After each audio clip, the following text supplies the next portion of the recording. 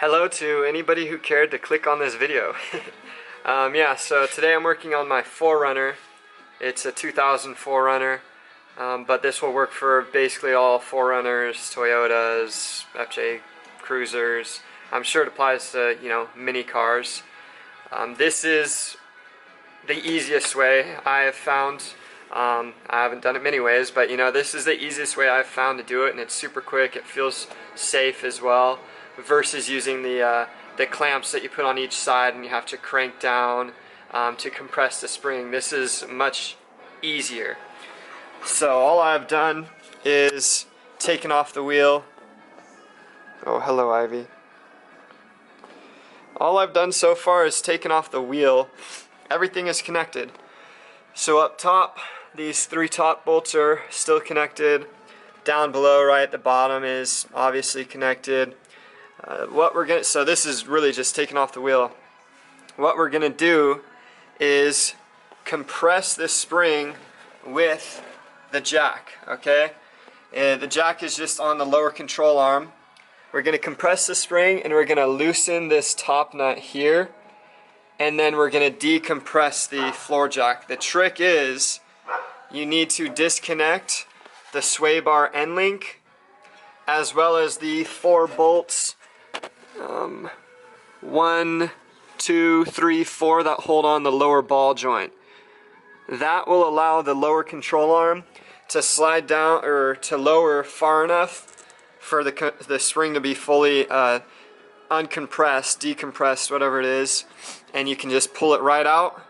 You throw your spring on the new shock and you do the same thing right back up. You just bolt it in, line everything up with the new bushings and compress it, tighten it, and then you can let it go, or undo the floor jack and bolt back up the sway bar end link and the 4 bolts that hold on the lower ball joint. It is super easy. I will film a bit of it for you now. Alright, I've got the sway bar end link disconnected, and I have the 4 bolts out that hold on the lower ball joint right there. And now I'm just going to compress, well, this is all the way compressed so that the jack is slightly off the frame. Still jacked up, got some tires under there for safety or whatever. But like I said, so we're bolted in at the bottom, still got all these top bolts in.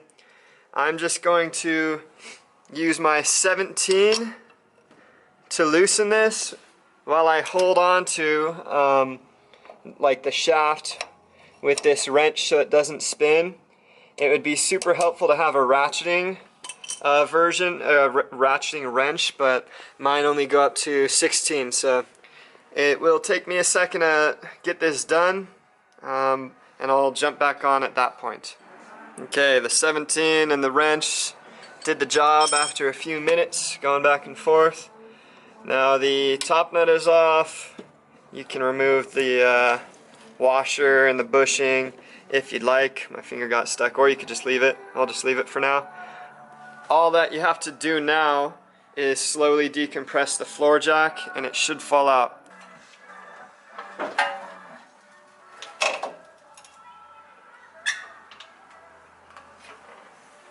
And there it is. Pretty dang loose. You can move it around. Now I'm gonna undo the bottom bolt and undo the top 3 bolts, and it'll slide right out. The thing is basically just falling out. It's that easy. That is the easiest way to uncompress a coil, and I feel like the safest. I'm gonna obviously say that's all you need to watch. The reverse order is how you would compress the coil and get it back on there. Just as easy. I'll go ahead and continue to film that, but if you're working on your car right now, I'd say just go out and get it done. I am going to be putting this KYB Mono Max shock on here with the 1/8 inch spacer, and it has, I'm just going to use the stock coils. I was going to use these coils off of my 96 4Runner, but it is 4-wheel drive and has the 3.4 motor versus the 2.7 on this one. So this coil is actually just way longer, and I did not want a super harsh ride, and I didn't want much off than stock height, so I'm just going to throw the 1-inch leveling kit and call it. But anyways, yeah, I'm going to reassemble bushings. Obviously you can look at it and figure that out, and then I'll put it back in there, and I'll compress the spring back up into position. Alright, I've got the new shock in there with the bottom bolt through. Don't have to tighten it all the way yet. I've got these top bolts on, and I'm just going to compress the floor jack again until the frame of the body is just barely off of that jack, so it's got as much weight as you can get on it. And then you're going to throw on your new bushings and crank it down, and that is basically it. You do have to tighten this all up and get it all seated before if you're planning on running a spacer. You have to do all this first and then pull it out again, which is super quick, and then you can mount this on the top of the strut, because if you have this on in the first place, then this top part is actually too deep in and you can't fit your wrench around it and hold it and tighten it, or maybe you could, but it'd just be a lot more difficult. This is an easier way of doing it. So I'll compress it up and throw this on and start tightening it up. It's compressed, the new bushing is on, the new washer, and there's enough threads to get the top bolt started. And then you just crank it down until there's enough threads that it was showing about stock, or you can torque it down to spec. I don't have a torque wrench, so we're just going to crank her down. There it is, all the way cranked down. The bushing feels nice and spread out. I even cranked the other side. This is the second side I'm doing. I cranked the other side down a bit more than this, and I hope the bushing's alright.